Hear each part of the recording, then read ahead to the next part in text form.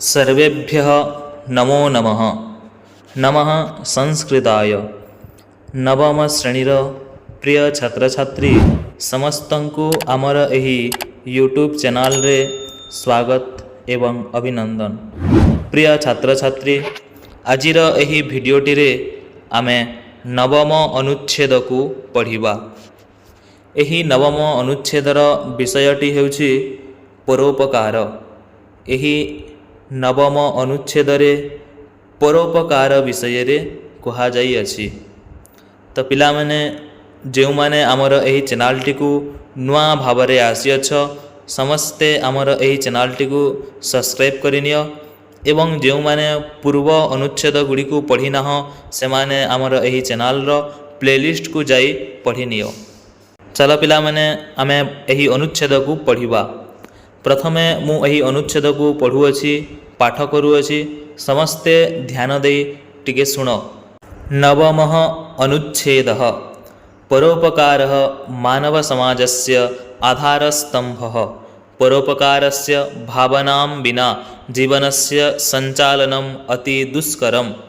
मानव जीवने अनेकानि कष्टानि आयान्ति। कदाचित् रोगी भवति कदाचित् च दरिद्रः जायते। तस्य मनः दुःखितं भवति। एतस्याम् अवस्थायां सः सहायताम् अपेक्षते। सर्वे सहायतां न कुर्वन्ति। सज्जनेषु एव परोपकारस्य भावना भवति। दुर्जनाः मानवान् पीडयन्ति। सज्जनाः परोपकारं कुर्वन्ति। सज्जनानां सर्वस्वं लोकानां कल्याणाय भवति। ते निरक्षरान् साक्षरान् कुर्वन्ति। पथभ्रष्टान् सन्मार्गं प्रदर्शयन्ति। बुभुक्षितानां बुभुक्षां नाशयन्ति। सज्जनाः कष्टं न गणयन्ति।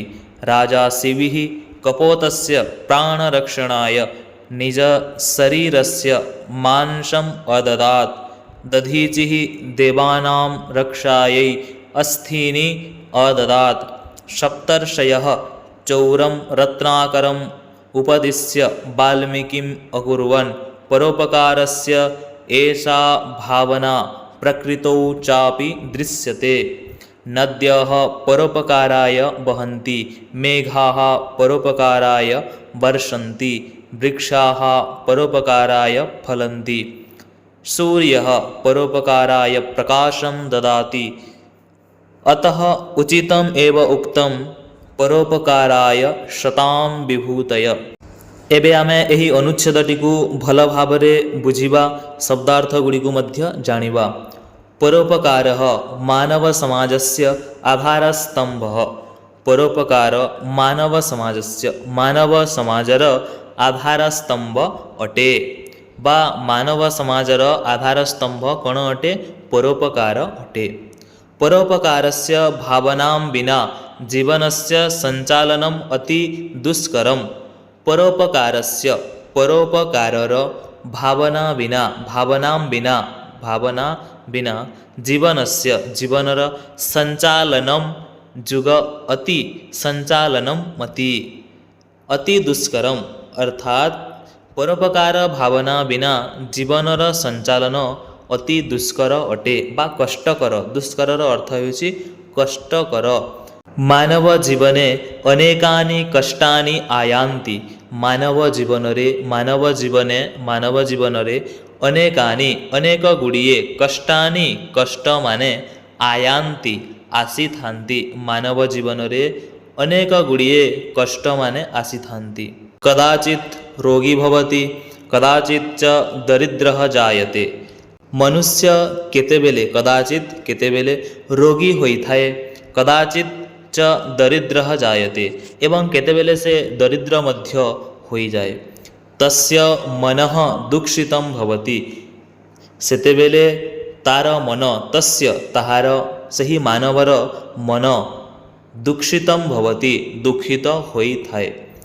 एतस्याम् अवस्थायाम् एही अवस्थारे सः से मानव सहायताम् अपेक्षते।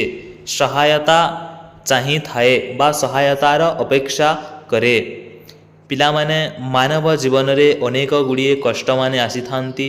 जेपरी केतेबेले ରୋଗୀ ହୋଇଥାଉଁ, କେତେବେଳେ ଆମେ ଦରିଦ୍ର ହୋଇଯାଉଁ, ସେତେବେଳେ ଆମର ମନ ଦୁଃଖିତ ହୁଏ ଏବଂ ସେହି ଦୁଃଖିତ ଅବସ୍ଥାରେ ଆମେ ସହାୟତା ଚାହିଁଥାଉଁ ବା ସହାୟତାର ଅପେକ୍ଷା କରିଥାଉଁ।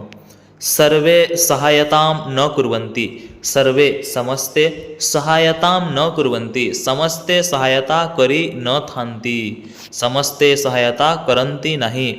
ସଜ୍ଜନେଷୁ ଏବ ପରୋପକାରସ୍ୟ ଭାବନା ଭବତି, ସଜ୍ଜନେଷୁ ସାଧୁ ବ୍ୟକ୍ତିମାନଙ୍କଠାରେ ବା ସଜ୍ଜନ ସରଳ ବ୍ୟକ୍ତିମାନଙ୍କଠାରେ ପରୋପକାରସ୍ୟ ପରୋପକାରର ଭାବନା ଭବତି ଥାଏ ବା ରହିଥାଏ। ସଜ୍ଜନମାନଙ୍କଠାରେ ପରୋପକାରର ଭାବନା ରହିଥାଏ। ଦୁର୍ଜନାଃ ମାନବାନ୍ ପୀଡ଼ୟନ୍ତି, ଏବଂ ଦୁଷ୍ଟ ବ୍ୟକ୍ତିମାନେ ଦୁର୍ଜନ ବ୍ୟକ୍ତିମାନେ ମନୁଷ୍ୟମାନଙ୍କୁ ପୀଡ଼ୟନ୍ତି, ପୀଡ଼ା ଦେଇଥାନ୍ତି ବା କଷ୍ଟ ଦେଇଥାନ୍ତି। ସଜ୍ଜନାଃ ପରୋପକାରଂ କୁର୍वନ୍ତି, ଏବଂ ସଜ୍ଜନ ବ୍ୟକ୍ତିମାନେ ପରୋପକାର କରନ୍ତି, କୁର୍ବନ୍ତି କରନ୍ତି।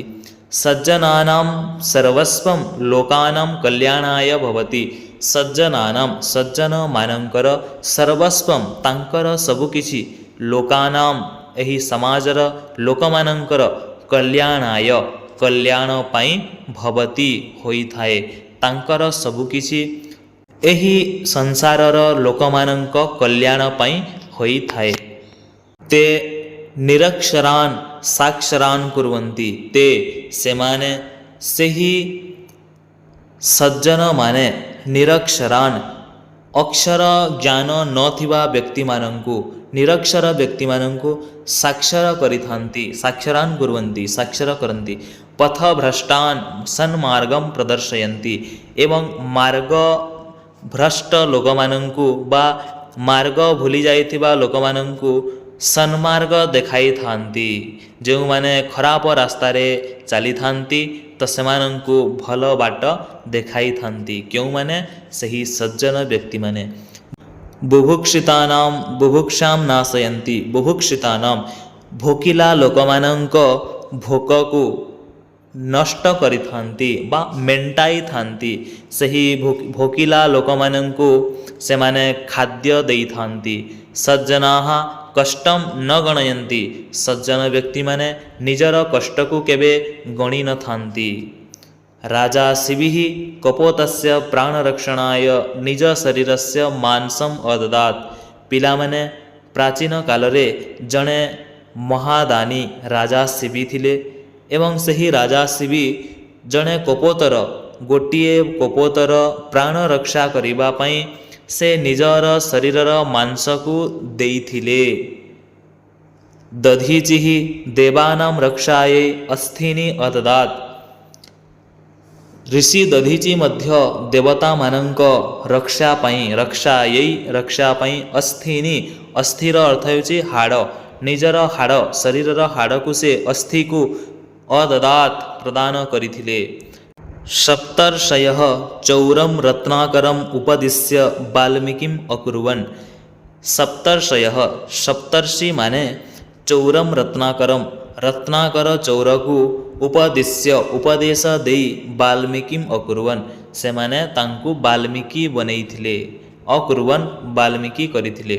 ପରୋପକାରସ୍ୟ ଏଷା ଭାବନା ପ୍ରକୃତୌ ଚାପି ଦୃଶ୍ୟତେ, ଏବଂ ପରୋପକାରର ଏହି ଭାବନା ଏହି ଭାବନା ପ୍ରକୃତୌ ପ୍ରକୃତିରେ ମଧ୍ୟ ଚାପି ଚ ଯୁଗ ଅପି ଚାପି ପ୍ରକୃତିରେ ମଧ୍ୟ ଦୃଶ୍ୟତେ ଦେଖାଯାଏ। ନଦ୍ୟଃ ପରୋପକାରାୟ ବହନ୍ତି, ପିଲାମାନେ ନଦୀଗୁଡ଼ିକ ପରୋପକାର ପାଇଁ ବହିଥାନ୍ତି। ମେଘାଃ ପରୋପକାରାୟ ବର୍ଷନ୍ତି, ମେଘମାନେ ପରୋପକାର ପାଇଁ ବର୍ଷା ବର୍ଷିଥାନ୍ତି। ବୃକ୍ଷାଃ ପରୋପକାରାୟ ଫଲନ୍ତି, ଏବଂ ବୃକ୍ଷଗୁଡ଼ିକ ପରୋପକାର ପାଇଁ ଫଳ ଦିଅନ୍ତି। ସୂର୍ଯ୍ୟଃ ପରୋପକାରାୟ ପ୍ରକାଶଂ ଦଦାତି, ସୂର୍ଯ୍ୟ ମଧ୍ୟ ପରୋପକାର ପାଇଁ ପ୍ରକାଶ ଦେଇଥାଏ। ଅତଃ ଉଚିତମେବ ଉକ୍ତମ୍, ଏଥିପାଇଁ ଉଚିତ କୁହାଯାଇଅଛି। ପରୋପକାରାୟ ଶତାଂ ବିଭୂତୟ, ପରୋପକାର ପାଇଁ ଶତାଂ ସଜ୍ଜନମାନଙ୍କ ସାଧୁମାନଙ୍କ ବିଭୂତୟଃ ସଜ୍ଜନମାନଙ୍କ ସବୁକିଛି ପରୋପକାର ପାଇଁ ହୋଇଥାଏ। ବିଭୂତୟଃ ସମ୍ପତ୍ତୟଃ ସମ୍ପତ୍ତି ଗୁଡ଼ିକ ସଜ୍ଜନମାନଙ୍କ ସମସ୍ତ ସମ୍ପତ୍ତି ପରୋପକାର ପାଇଁ ହୋଇଥାଏ। ଏହି ଅନୁଚ୍ଛେଦରେ ଆମେ ପଢ଼ିଲା କି ରାଜା ଶିବି ନିଜର ମାଂସ ପ୍ରଦାନ କରିଥିଲେ। କ'ଣ ପାଇଁ? ଗୋଟିଏ ପକ୍ଷୀର ରକ୍ଷା କରିବା ପାଇଁ, ପରୋପକାର ପାଇଁ। ଦେଖ କିଭଳି ଭାବରେ ରାଜା ଶିବି ନିଜର ଶରୀରର ମାଂସ କାଟି ଦେଉଥିଲେ। ପୁଣି ଦେଖ ଋଷି ଦଧିଚି ଦେବତାମାନଙ୍କ ରକ୍ଷା ପାଇଁ ସେ ନିଜର ଅସ୍ଥି ବା ନିଜର ଶରୀରକୁ ସେ ତ୍ୟାଗ କରି ନିଜର ହାଡ଼ ବା ଅସ୍ଥିକୁ ସେ ପ୍ରଦାନ କରିଥିଲେ। ପୁଣି ଦେଖ ବୃକ୍ଷମାନେ ମଧ୍ୟ ପରୋପକାର ପାଇଁ ଫଳ ଦେଇଥାନ୍ତି ଏବଂ ନଦୀ ଗୁଡ଼ିକ ମଧ୍ୟ ପରୋପକାର ପାଇଁ ବହିଥାନ୍ତି। ମେଘମାନେ ମଧ୍ୟ ପରୋପକାର ପାଇଁ ବର୍ଷିଥାନ୍ତି। ସୂର୍ଯ୍ୟ ମଧ୍ୟ ପରୋପକାର ପାଇଁ ପ୍ରକାଶ ଦେଇଥାଏ। ଏବେ ଆମେ ପ୍ରଶ୍ନ ଭାଗକୁ ଯିବା। ଅଭ୍ୟାସ ପ୍ରଶ୍ନ। ପ୍ରଶ୍ନ 1 କ'ଣ କହୁଛି?